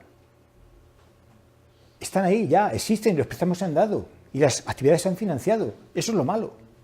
¿Me explico? Sí, y eso ya... esa parte es cierto, pero también es cierto que uno de los grandes problemas es que en cuanto hay pérdidas, la inestabilidad bancaria es tan grande que de un momento a otro se ha estado vertiendo un chorro de crédito sobre el sistema y de pronto se estrangula.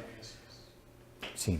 Entonces lo que quieres es, digamos, una forma continua, que no tenga un chorro inicial o un chorro que dure años y luego haya un estrangulamiento. Entonces es más razonable que crezca al ritmo que normalmente... Pero para que la gente, para que el público en general, el gestor bancario, para que no se asusten de momento, lo mejor es que estén siempre asustados. Es decir, usted siempre tiene que tener miedo de dónde deja su dinero. Usted siempre tiene que tener miedo de a quién se lo presta. Y usted tiene que estar siempre, claro. Eso está claro, pero ten en cuenta que con un triple de capital serías más exigente porque tendrías que tener mucho cuidado que ninguno tuviera mora, etcétera, porque si no la cuenta de resultados sí que se resiente. Ahora, digamos, bueno, tienes el boom de decir durante años yo se lo doy y tal, bueno, y el siguiente que apechugue. A mí con que durante 3 años me sirvan estos créditos, esa es otra cuestión. Es que esa es otra cuestión. También habría que convivir con un sistema en el que efectivamente, posiblemente el spread con el que trabajaran los bancos, el spread es la diferencia entre los tipos que pagan a sus clientes de pasivo y el que cobran a sus clientes de activo, posiblemente sería mayor. Los bancos ganarían menos dinero, eso es seguro. Los gestores bancarios no serían estrellas del rock and roll, eso también es seguro. Pero también los clientes bancarios estarían, digamos, peor tratados, ¿no? Peor tratados. A cambio de eso, en un sistema ideal, el que a un cliente bancario no, lo puede tener en caja. ¿Por qué? Porque el dinero en caja o en un depósito, ¿cómo llamaríamos a un depósito de verdad, respaldado al 100%? A un depósito, ¿eso cómo le llamaríamos? No, eso no es un préstamo. Un depósito a la vista. Un depósito de verdad, respaldado al 100%, ¿cómo le llamarías? ¿Un depósito regular o cómo es eso? O lo podrías tener en una entidad de pago, en una entidad de depósito o algo así. Bueno, en un depósito de verdad respaldado al 100%. Porque, como estaríamos en un entorno y en un sistema que no sería inflacionario, no tendría necesidad de ser inflacionario, sería bastante menos inflacionario, es posible que en ese sistema, que no sería inflacionario, pues a lo mejor tuviéramos incluso una ligera, vamos a decir, deflación, vamos a ver, del 1% anual, decía Huerta, y a mí me cuadra. Si el oro, por ejemplo, crece a un 2%, la producción anual de oro, y una economía promedio puede crecer al 3%, habría que esperar que los precios bajaran en promedio cada año un 1%. ¿Cuánto es lo que yo he visto que cobran algunos gestores que se dedican al depósito de oro? Por ejemplo, James Stark, Gold Money. ¿Cuánto cobra? Pues creo que cobraba del orden de un 0,5, 0,4, 0,3%, por ejemplo. Es decir, que si eres capaz de convivir o de deshacerte de la ilusión monetaria, a tu dinero le estarías ganando un 1% por la deflación, menos un 0,3%, que en régimen de competencia y de amplia difusión de ese tipo de productos le estarías pagando a a tu depositario, bueno, al que te dé el servicio de depósito, pues al final estaréis ganando un 0,7%, en términos reales, al año. Ese sería, estamos hablando de un sistema absolutamente distinto, que es al que iríamos, ¿no? Sí, pero bueno, que no hace falta ni siquiera meter el oro, simplemente lo que te decía. Bueno, lo decía por meter en la ecuación la inflación. Ya. Por meter en la ecuación la inflación y la deflación. Es decir, que no es que lo que quiero decir es el tener los depósitos y el no arriesgarse, es decir, es que yo no quiero prestar, o meto en renta variable, en un índice diversificado, en un ETF, o directamente lo tengo en mi casa, o en mi casa no, en un depositario que me va a cobrar algo de comisión, pero que no va a ser un coste real, o que va a ser un coste perfectamente asumible, porque en ese entorno posiblemente mi dinero no va a perder valor cada año, incluso lo va a incrementar, y va a compensar más que de sobra la poca comisión que yo le pague a quien me da el servicio de depósito. Es que tú puedes, o sea, un banquero puede prestar sin generar inflación. Si el depositante pierde lo que ha prestado, como si fuera un préstamo en un depósito, y lo recibe el prestatario, entonces el dinero se traslada de un lugar a otro y no hay inflación. Entonces ahí te voy a hacer una pregunta. Cuando tú hablabas del 30, no sé, cuando tú decías porcentajes de riesgo, o sea, porcentajes de solvencia, te referías, o sea, esos porcentajes es, digamos que el depositante o el prestamista o la persona que pone el dinero conserva el dinero y a la vez el banco opera o invierte con un riesgo del 30%, o no lo tienen el dinero los dos a la vez. Es que es la diferencia entre un banco y un fondo de inversión. Que en el caso del banco tendrían el dinero los dos a la vez, tanto el que lo pone como el que lo recibe, y en el caso del fondo de inversión el dinero se trasladaría del que lo pone al que lo recibe. Entonces el 30% de riesgo de solvencia del que hablabas es digamos, como en el caso de los bancos o como en el caso de los fondos de inversión. O sea, espera. El que pone el dinero lo conserva y al mismo tiempo se invierte con un 30% de riesgo. O sea, vamos, que no sé si me entiendas, me estoy expresando mal. Sí, pero te entiendo. Vale. Yo he hablado en todo momento del riesgo que asumen los bancos con sus activos. Porque además yo lo que hacía era criticar a Basilea, y Basilea lo que hace es medir el riesgo que tienen los bancos esencialmente con sus activos. No he hablado en ningún momento de cómo financian los bancos esos activos. Yo no he dicho si los financian a la vista, o con depósitos a 10 años, o con depósitos a 10 meses. No he hablado de eso. Eso no entra en la ecuación. No entra en la ecuación. Yo he hablado de una magnitud contable, que es el capital. Por capital entiendo el capital social que se puso en su inicio, más todos los intereses no repartidos como dividendo. Eso es lo que es el capital, los recursos propios del banco. He hablado de una magnitud contable, recursos propios del banco y de los riesgos del banco que básicamente, con todas las precisiones que uno quiera, son sus activos. No he hablado en ningún momento de sus pasivos. Sus pasivos pueden estar a 10 años, a 10 meses o a un día. Lo que yo he dicho, para lo que yo he dicho es irrelevante. Es irrelevante. Es decir, lo que yo he dicho es válido si se diera la ausencia de coeficiente de caja del 100%, y también es válido aunque se dé la obligación del mantenimiento de un coeficiente de reserva del 100%. Es decir, con un coeficiente de reserva del 100%, un banco puede tomar prestado de sus clientes y prestar mucho más de lo que las reglas de prudencia dicen que debe de prestar en proporción al capital que él ha aportado. Yo acabo de introducir ese elemento porque él ha hablado de la inflación. Yo sé que tú no has dicho nada de eso, pero él ha hablado de la inflación. Entonces ya está introduciendo ese elemento nuevo. Bueno, pues olvidémoslo porque la charla de hoy no iba sobre eso. Es decir, a mí es que es lo que yo... Vamos a ver. Yo sé que hay que a mi amigo Jesús y mi maestro, yo sé que él, su monomanía, el origen de todos los males es el socialismo. Y en eso estamos de acuerdo. Y en eso estoy de acuerdo con él. Pero el segundo origen de todos los males, según Jesús Huerta, es el coeficiente de caja del 10%. Y en eso estamos en desacuerdo. Yo creo, en eso estamos en desacuerdo.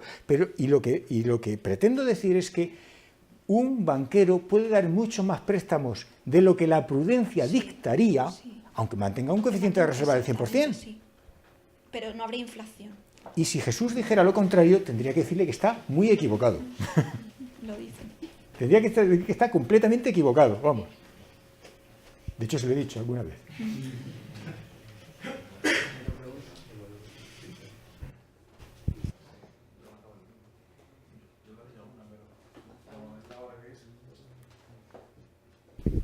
A ver, pero si ese hipotético banquero, ¿no? Se pone a prestar con todo el balance cuadrado, ¿no? Al fin y al cabo todos los activos y todos los pasivos estarían cuadrados, ¿no? Bueno, pero no la proporción. Vamos a ver. O sea, en el pasivo de un balance bancario, ¿qué hay? Pero su argumento, ¿cuál sería? Su argumento sería que en el caso de que este banquero fuese muy imprudente, los depositantes también llegarían a perder dinero. Ese es su argumento, ¿no? Sí. Ese, vale. Entonces nada. Vale.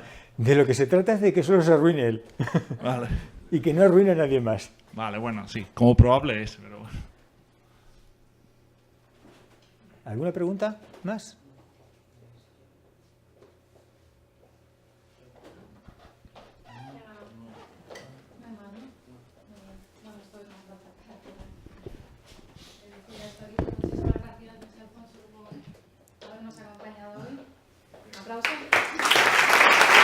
Muchas gracias.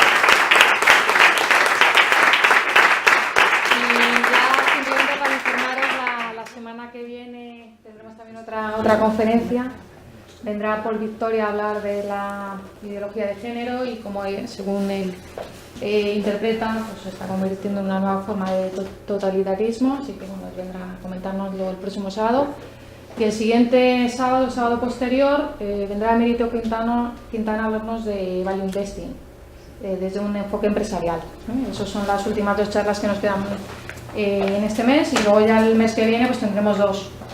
Todavía no las tenemos anunciadas en la web, pero ya por las fiestas y demás solo habrá 2. Una primera de ellas de Santiago Calvo, y la última la ofrecerá como todos los años para cerrar el año Juan Ramón Rayo. Todavía no sabemos el tema, será sorpresa que cuando lo subamos a la web. Y como siempre haremos también la cena de Navidad, así que muy pronto empezaremos a informar también para que los que queráis ese día venir a la charla de cierre de año y a la cena de Navidad, pues os daremos las instrucciones y bueno, todavía queda un tiempo, pero os esperaremos también para ese día. Muchas gracias y nos vemos.